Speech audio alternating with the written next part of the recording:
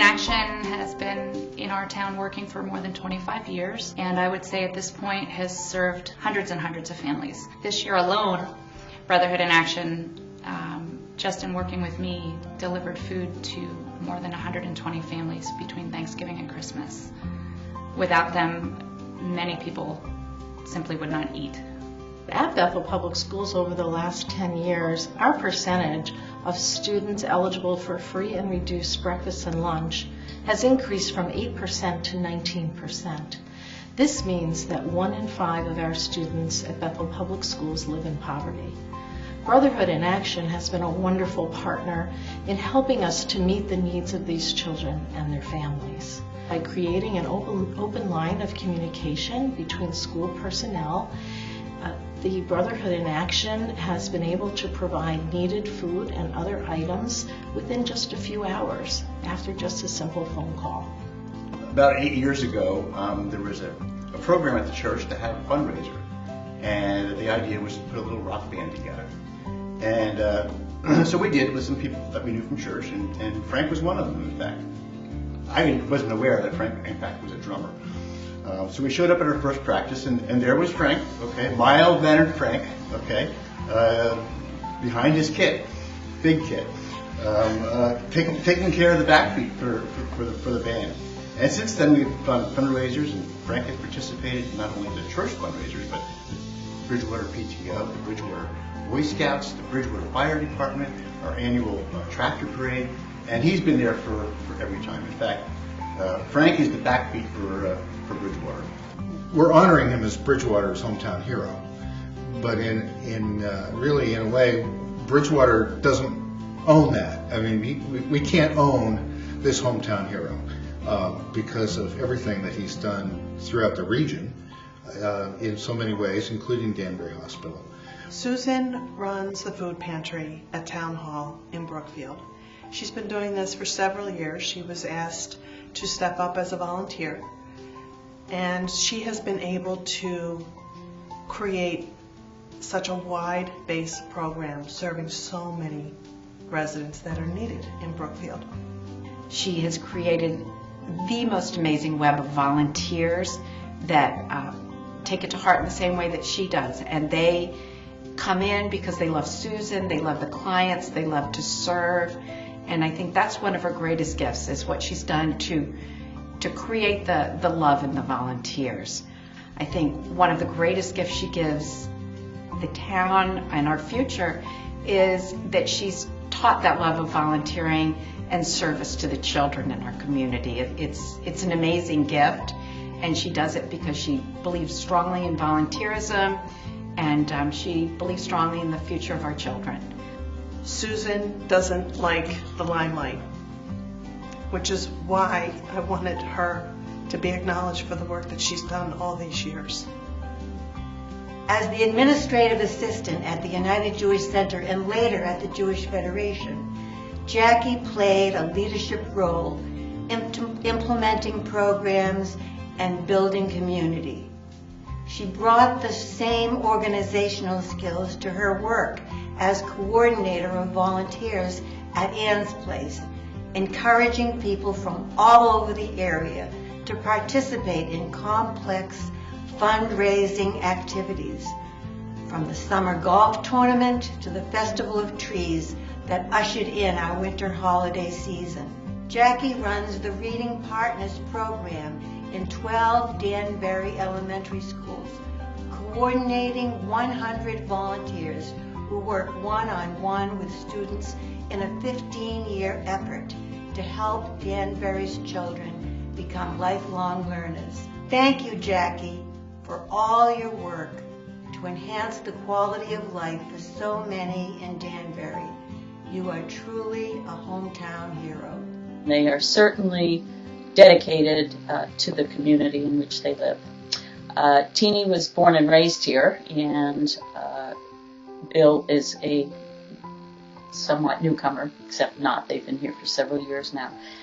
They came here from Philadelphia after raising their children there and both working there. Catherine has been on the Templeton board for many years, and Templeton Farms is a low-income senior citizen apartment complex here in Kent, and she's been very devoted to making that complex, keeping it up to date and comfortable for the residents. 24 units of affordable housing.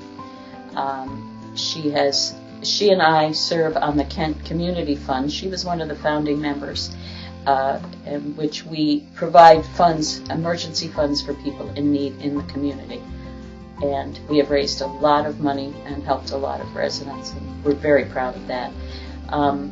Bill is a stalwart for affordable housing. He's been on the Kent Affordable Housing Commission for years, continues to be so, and has said he's going to be a life member no matter what.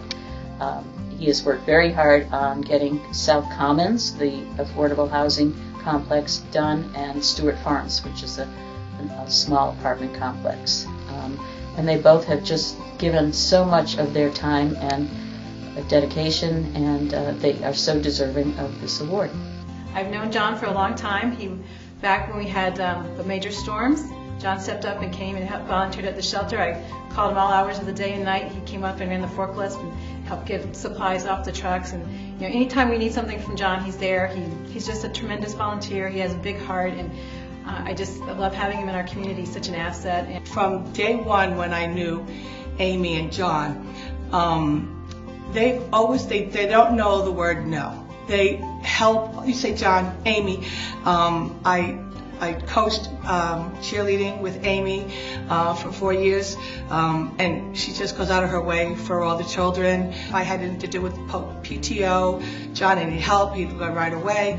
One time I had freshman orientation, and I needed somebody to barbecue, so John and his son John came, and they were flipping burgers for me. At a moment's notice, they came to help, and they always put everybody else ahead of themselves.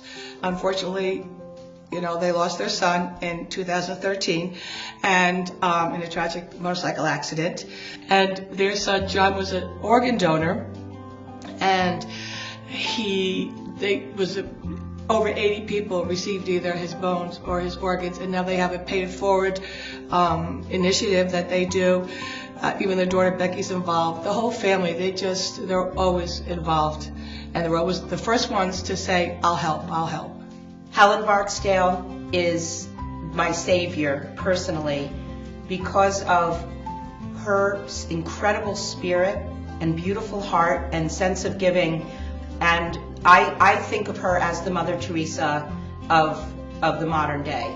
She'll go to the food bank, to Loaves and Fishes, at social services, and she'll just stay there and do whatever they need, even if it's getting down on her hands and knees and scrubbing the floors or washing the windows. She'll talk to people. She's constantly trying to gather clothes for the homeless.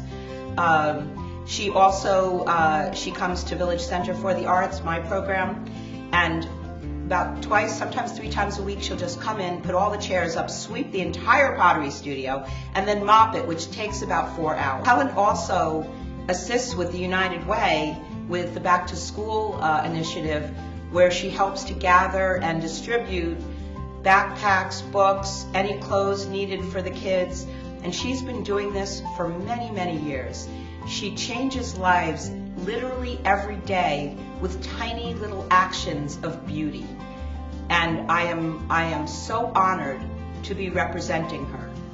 I first came to know Peter about 5 or 6 years ago in 2011. If you remember, that's when the first of a series of storms hit our area. It was Storm Irene, I believe it was, the end of August 2011. The devastation in this area was pretty significant. And then after 3 or 4 days of struggling to try to get the town back on an even footing, I called Peter and said, Pete, can you help us out? And his response was so immediate. No conditions, no concerns. He said, Pat, just tell me what it is that I can do, and it's done. And that was the beginning of a long relationship and a very positive journey that Peter and I have actually taken together. His generosity is extraordinary, and his kindness just pervades everything he does. And all of his conversations with me have been punctuated by those offers of kindness. So our relationship really became around these horrible events that were happening in our town, and the recognition that the Newtown Youth Academy, because of the kindness and leadership of Pete D'Amico, was a place that we could call home when things were pretty bad for us. So it became the place that we thought of when times were tough. All of those acts of kindness, however, magnified tenfold when we had our horrible tragedy at Sandy Hook Elementary School. Again, Peter's response was immediate, overwhelmingly kind and compassionate. The level of activity and programs and service and support that he and his staff provided for families in our community, particularly families with children, was extraordinary. And it was without asking. I no longer had to call Peter and say, can you help us out? He knew that he was needed and would respond immediately. Allison is the executive director of the Ridgefield Playhouse. As a volunteer, she volunteers her time 100%, not only to manage the staff of the Playhouse, but to produce the nearly 180 live shows that go on, plus the myriad of other events that occur at the Playhouse. But I really want to talk to you about one of the things that I think is really most important to Allison, and that's our Art for Everyone program. Let me talk a little bit about what Arts and Ed is, because I'm not sure everyone in the community understands. The Ridgefield Playhouse has the opportunity to partner with Title I schools in the area and bring art into the classroom. And we partner with local businesses sometimes, we bring mentors into the classroom. We really work to make this a high point of the Playhouse, and this is something that Allison loves to promote, and you can see it. She has 2 daughters from ABC who she treats like her own. She delivers food for Hillside Food Outreach, and if I named all the organizations, the VNA, ARC, the Women's Center, so many organizations that she supports with her time, her ideas, and her money, it would take up this whole reel, which I won't do. I couldn't be prouder or more excited for our town to have the hometown hero be Allison Stockel.